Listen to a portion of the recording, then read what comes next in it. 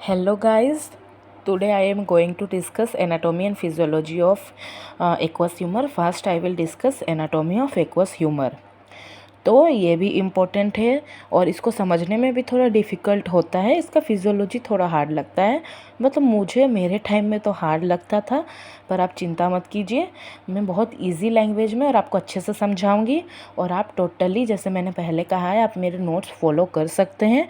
आपके एग्ज़ाम के लिए, आपका पढ़ाई के लिए, फ्यूचर के लिए आपको जैसे यूज़ करना है आप कर सकते हैं।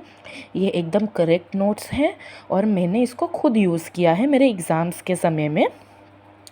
तो मेरा मेन मोटो वीडियो बनाने का इसलिए है कि जब मैं पढ़ती थी मुझे बहुत दिक्कत होता था। कभी वो जो वीडियो चाहिए वो नहीं मिलता था, कभी बहुत मतलब फॉरेनर्स के वीडियो मिलते थे जो कि इंग्लिश में होते थे। तो मैं नहीं चाहती कि जो मेरे फ्यूचर ऑप्टोमेट्रिस्ट हैं उन्हें कोई प्रॉब्लम हो। इसलिए मैं चाहती हूँ आप हर कॉन्सेप्ट को ईज़िली क्लियरली समझें। इसलिए मैं वीडियो बनाना चालू की हूँ। अगर आपको कोई भी दिक्कत हो रही हो तो प्लीज़ मुझे बताएं कि कमेंट बॉक्स में कि आपको किस चीज़ पे प्रॉब्लम हो रहा है, मैं उस चीज़ पे भी वीडियो बनाऊंगी। तो चलिए हम स्टार्ट करते हैं एनाटॉमी ऑफ एक्वस ह्यूमर। तो पहले जब मैं आपको पढ़ा रही थी स्ट्रक्चर ऑफ आईबॉल या फिर जो anatomy and physiology of eyeball, तब मैंने डेफिनेशन बताया था। मैं फिर से रिपीट कर रही हूँ।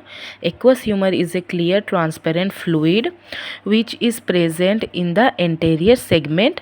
It is similar to blood plasma but concentration of protein is low. It is a component of eye's optical system which makes the eye inflated and nourished, and it consists of 99% of water and 0.1% of vitamin and sugar. तो इसका मतलब ये है कि ये एक transparent clear fluid है जो कि एंटेरियर सेगमेंट में प्रेजेंट होता है। मैंने already anterior segment posterior segment के बारे में बता रखा है। अगर आप नहीं जानते तो प्लीज़ मेरे प्रीवियस वीडियो देखें। तो ये ब्लड प्लाज्मा से सिमिलर है, लेकिन इसमें जो प्रोटीन कंसंट्रेशन है वो लो है as compare to blood plasma. और एक कि ये कंपोनेंट आई ऑप्टिकल सिस्टम के कंपोनेंट्स हैं।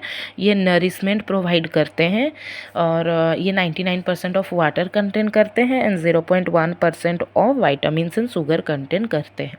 ऐसा ये मतलब ओवरऑल है। अब हम जानेंगे कि कंपोनेंट एक्चुअली होते क्या है। तो देखिए कंपोनेंट्स ऑफ एक्वस ह्यूमर। तो ये है amino acid, ascorbic acid, glutathione acid, electrolytes, immunoglobin and 98% of water. ओवरलेट 98, 99 ऐसे ही रहता है। तो ये 6 कंपोनेंट्स है एक्वस ह्यूमर के। Now function of aqueous humour. Aqueous humour का फंक्शन क्या है? तो पहला फंक्शन है इट मेंटेन्स इंट्राओकुलर प्रेशर। ये हम सभी को पता है कि वो इंट्राओकुलर प्रेशर जो कि आईओपी है उसको मेंटेन करता है। उसका ड्रेनेज और उसका प्रोडक्शन जो सही तरीका से हो तो एक्वस ह्यूमर मेंटेन करता है इंट्राओकुलर प्रेशर। अगर वो सही तरीका से नहीं हो तो वो इंक्रीज़ हो सकता है, लेटर ऑन वो ग्लोकोमा या फिर कुछ और भी कर सकता है, वो हम बाद में पढ़ेंगे। सेकेंड है कि ये प्रोवाइड करता है nutrition posterior part of the cornea और क्रिस्टलाइन लेंस को। और फिर थर्ड है कि जैसे कि हम लोग को पता है, हम लोगों ने देखा कि ये इम्यूनोग्लोबिन कंटेन करता है। तो इम्यूनोग्लोब्यूलिन जो है वो इम्यून रिस्पॉन्स में हेल्प करता है, मतलब वो पैथोजन या फिर इन्फेक्शन को डिफेंस करता है। और एक बात है कि इसका फंक्शन है कि इसका रिफ्रैक्टिव इंडेक्स होता है। हम लोगों को पता है कि इसका रिफ्रैक्टिव इंडेक्स 1.336 है। और रिफ्रैक्टिव इंडेक्स क्यों होता है इसका? क्योंकि ये नीड होता है कि जो लाइट हमारा आ रहा है वो पास होके जाए। एज़ कि हम लोग को पता है कि ये क्लियर फ्लूइड है, तो अगर इसका रिफ्रैक्टिव इंडेक्स नहीं होगा तो लाइट जो आ रहा है वो पास होके कैसे जाएगा? वो फ्लूइड पे ही रह जाएगा। इसलिए फिर अब डायनामिक्स ऑफ एक्वस ह्यूमर। तो हम लोग को पता है एक्वस ह्यूमर सिलियरी बॉडी से प्रोड्यूस होता है, जो कि वो non pigmented epithelium of ciliary process. ये सिलियरी बॉडी का नॉन पिगमेंटेड एपिथेलियम से प्रोड्यूस होता है। फिर एक्वस ह्यूमर हो गया, पहला क्या है कि वो सिलियरी बॉडी से प्रोड्यूस हुआ। अब सेकेंड कि ये जो है पोस्टेरियर चैम्बर से एंटेरियर चैम्बर तक प्यूपिल के थ्रू जाता है। याद रखिए, सिलियरी बॉडी से प्रोड्यूस हुआ, फिर पोस्टीरियर चैम्बर से एंटीरियर चैम्बर थ्रू प्यूपिल ये गया। अब इसका ड्रेनेज, तो दो पाथवे है एक्वस ह्यूमर का। तो पहला पाथवे है ट्रेबिकुलर पाथवे और दूसरा है यूबियोस्क्लेरल पाथवे। जो ट्रेबिकुलर पाथवे उससे 70 to 80% ऑफ आउटफ्लो होता है और जो यूबियोस्क्लेरल पाथवे है उससे 10 to 20% ऑफ आउटफ्लो होता है। अगर आप देखेंगे तो जो भी मतलब हमारा इन केस ग्लोकोमा अगर किसी को हो गया है और अभी वो मेडिसिन खा रहे हैं तो वो आर्टिफिशियली यूबियोस्क्लेरल पाथवे से ड्रेनेज करवाता है। ये सब हम लोग बाद में पढ़ेंगे।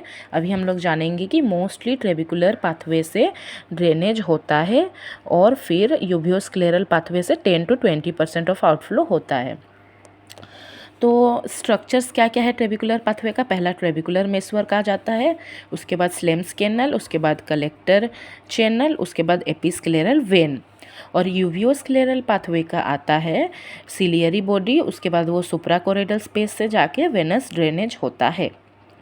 तो ये हमारा इतना हो गया उसका एनाटॉमी। अगर आपको क्वेश्चन पूछा जाए एग्ज़ाम में एनाटॉमी ऑफ एक्वस ह्यूमर तो आप इतना लिख सकते हैं।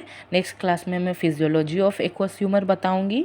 और अगर आपको इसमें से किसी भी चीज़ में डाउट है तो मुझे कमेंट बॉक्स में कमेंट करें। मैं पूरा कोशिश करूंगी आपको उसका जवाब देने के लिए। Thank you.